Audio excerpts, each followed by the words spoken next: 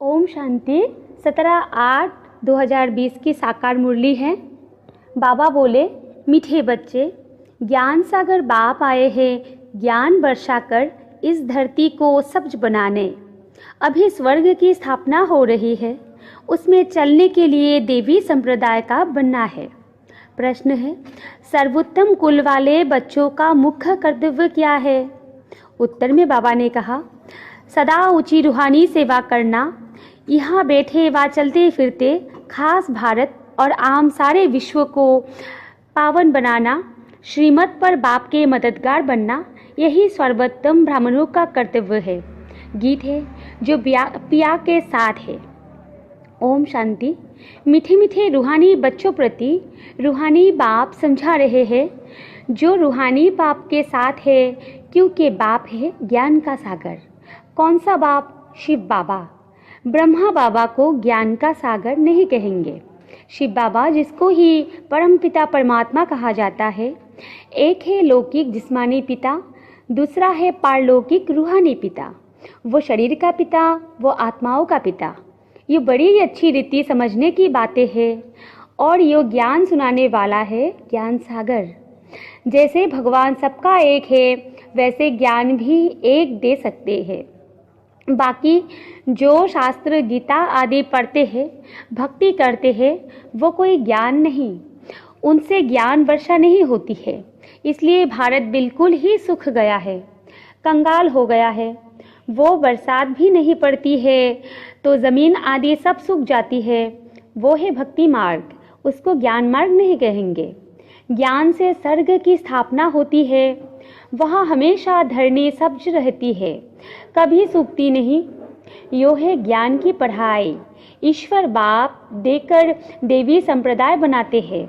बाप ने समझाया है, मैं तुम सभी आत्माओं का बाप हूँ, परंतु मुझे और मेरे कर्तव्य को न जानने कारण ही मनुष्य इतने पतित दुखी निधन के बन गए हैं। आपस में लड़ते रहते हैं। घर में बाप नहीं होता, बच्चे लड़ते हैं तो कहते हैं ना कि तुम्हारा बाप है या नहीं है। इस समय भी सारी दुनिया बाप को जानती नहीं, न जानने कारण इतनी दुर्गति हुई है। जानने से सद्गति होती है। सर्व का सद्गति दाता एक है, उनको बाबा कहा जाता है। उनका नाम शिव ही है, उनका नाम कभी बदल नहीं सकता। जब सन्यास करते हैं तो नाम बदलते हैं ना, शादी में भी कुमारी का नाम बदलते हैं। यूँ यहाँ भारत में रिवाज है, बाहर में ऐसा नहीं होता है। यो शिव बाबा सभी का माय बाप है, गाते भी है, तुम मात पिता हम बालक तेरे। भारत में ही पुकारते हैं, तुम्हारी कृपा से सुख घनेरे। ऐसे नहीं कि भक्ति मार्ग में भगवान कृपा करते आए हैं, नहीं, भक्ति में सुख घनेरे होते ही नहीं। बच्चे जानते हैं स्वर्ग में बहुत सुख है, वो नई दुनिया है, पुरानी दुनिया में दुख ही होता है। जो जीते जी अच्छी रीति मरे हुए हैं, उनके नाम बदल सकते हैं, परंतु माया जीत लेती है तो ब्राह्मण से बदल शूद्र बन जाते हैं। इसलिए बाबा नाम नहीं रखते। ब्राह्मणों की माला तो होती नहीं। तुम बच्चे सर्वोत्तम उच्च कुल वाले हो, उच्च रूहानी सेवा करते हो। यहाँ बैठे बा चलते फिरते तुम भारत की खास और विश्व की आम सेवा करते हो। विश्व को तुम पवित्र बनाते हो। तुम हो बाप के मददगार, बाप की श्रीमत पर चल तुम मदद करते हो। ये भारत ही पावन बनने का है। तुम कहेंगे हम कल्प कल्प इस भारत को पवित्र बनाए, पवित्र भारत पर राज्य करते हैं। ब्राह्मण से फिर हम भविष्य देवी देवता बनते हैं। विराट रूप का चित्र भी है। प्रजापिता ब्रह्मा के बच्चे ब्राह्मण ही ठहरे। ब्राह्मण तब होंगे जब प्रजापिता सम्मुख होगा। अभी तुम सम्मुख हो। तुम हर एक प्रजापिता ब्रह्मा की औलाद अपने को समझते हो। ये युक्ति है।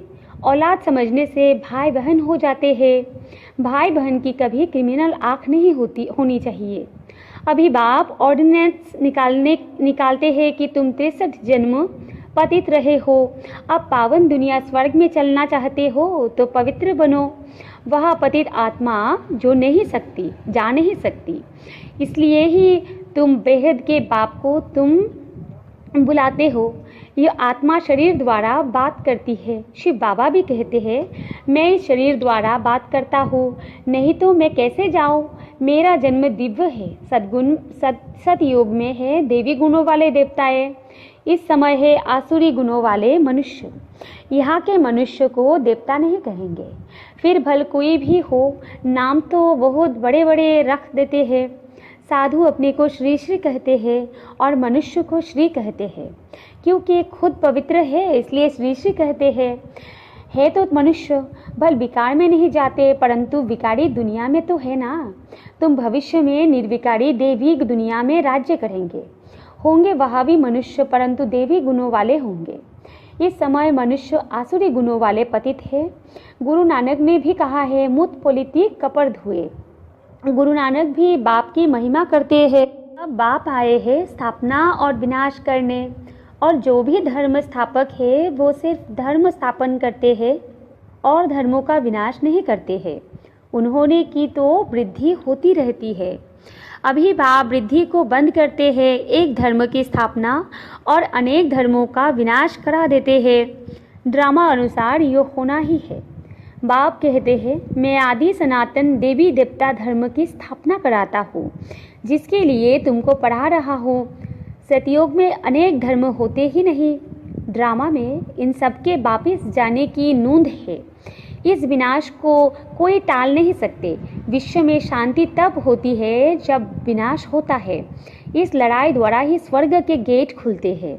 यो भी तुम लिख सकते हो कि यो महाभारी लड़ाई कल्प पहले भी लगी थी।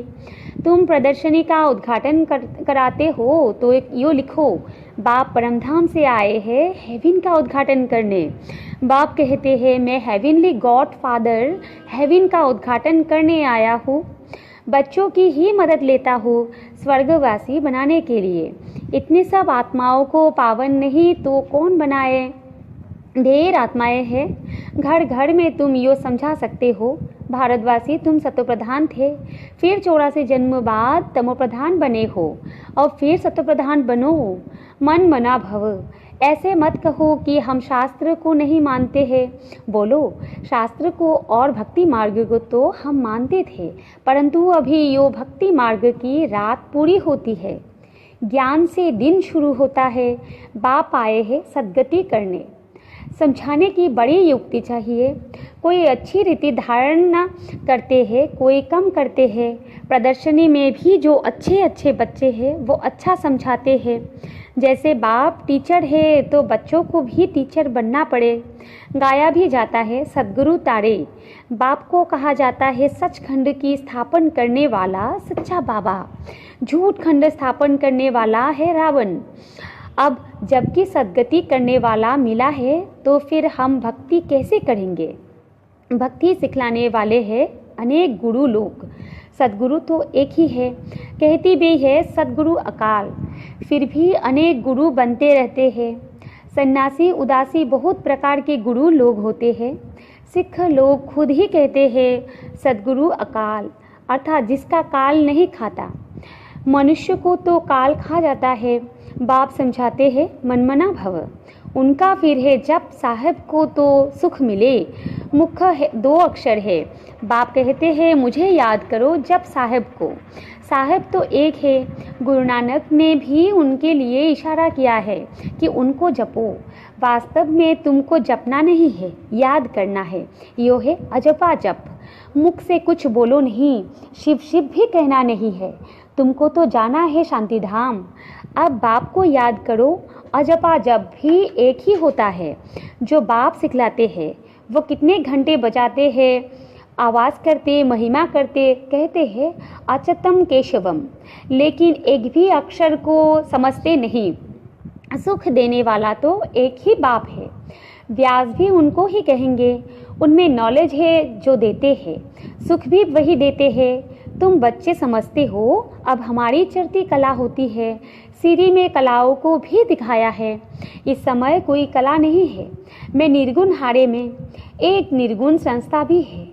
अब बाप कहते हैं बालक तो महात्मा मिसल होता है, उनमें कोई अवगुण नहीं है। उनका फिर नाम रख देते हैं निर्गुण बालक। अगर बालक में गुण नहीं तो बाप में भी नहीं। सब में अवगुण है। गुणवान सिर्फ देवताएं बनते हैं। नंबर 1 अवगुण है जो बाप को नहीं जानते। दूसरा अवगुण है जो विषय सागर में गोता खाते।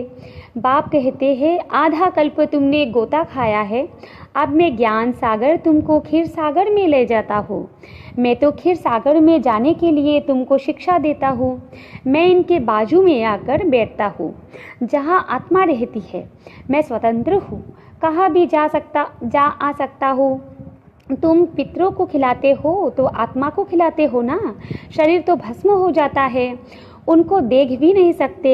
समझते हो फलाने की आत्मा का श्राद्ध है, आत्मा को बुलाया जाता है। यो भी ड्रामा में पार्ट है। कभी आती है, कभी नहीं भी आती है। कोई बताते हैं, कोई नहीं भी बताते हैं।